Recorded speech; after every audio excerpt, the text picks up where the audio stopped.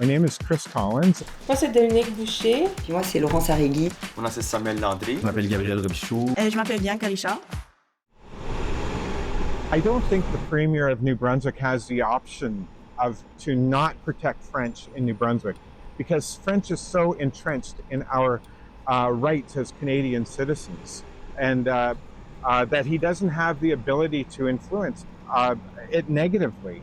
If he tries to, then Francophones and Francophiles in New Brunswick will stand up and protect the French language. On est pris, comme sûrement beaucoup de provinces au Canada, avec un premier ministre peu ouvert à la diversité, notamment à la diversité linguistique, ou pour le dire autrement, qui jusqu'à un certain point peut qualifier comme quelqu'un qui est anti-francophone. Lui-même n'a pas de pratique du français, ce qui est quand même un problème dans la seule province canadienne officiellement bilingue. Il y avait quand même une tradition d'avoir des premiers ministres qui étaient ou francophones ou francophiles ou qui avaient un certain, quand même, je sais pas, intérêt pour au moins pour le bilinguisme, quoi, qui pensaient que ça valait quelque chose là. Moi, j'ai déjà dit ça, puis quelqu'un m'avait dit, voyons, tu peux pas dire ça, mais comment dire, la francophonie minoritaire, c'est comme une scène comme underground. Tu sais, il y a quand même des spots parce que je me dis, ça, je sais qu'il y a comme eu des francophones qui vont là, puis un autre spot, c'est comme, je sais que je vais pas approcher, je sais qu'ils parlent pas français au bar, genre. La sécurité linguistique se manifeste chez les gens qui ne se sentent pas la légitimité de prendre la parole à l'oral ou à l'écrit en public dans leur langue maternelle. Il y a plusieurs manifestations de ça. Il y a à la fois le silence, c'est-à-dire se taire. Il peut y avoir aussi de l'hypocorrection, c'est-à-dire si on parle d'une façon stigmatisée de parler notre langue maternelle, on va peut-être accentuer toutes les différentes cette stigmatisation-là dans notre façon de parler, et l'hypercorrection, donc cette idée-là tout à coup de se mettre à trop bien perler, si on veut, de se mettre à faire des erreurs qu'on ne ferait pas autrement dans cette langue-là. Je pense que comme l'insécurité linguistique est quelque chose qui est vraiment commun par chez nous. On grandit avec le belief que notre langue est comme dans le hierarchy, on est comme mal en bas. Pour moi, je pense que ça part de là. Si t'es pas fier de ta façon de parler,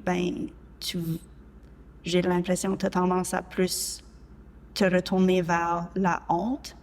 Puis c'est cette honte-là que l'insécurité linguistique commence. Puis dans notre communauté, il y a beaucoup de gens qui se tournent vers l'anglais justement parce que c'est plus accessible, puis ils sont plus acceptés dans cette langue-là. Les gens vont donner moins de commentaires sur ta façon de parler si tu parles en anglais que si tu parles dans ton français familier.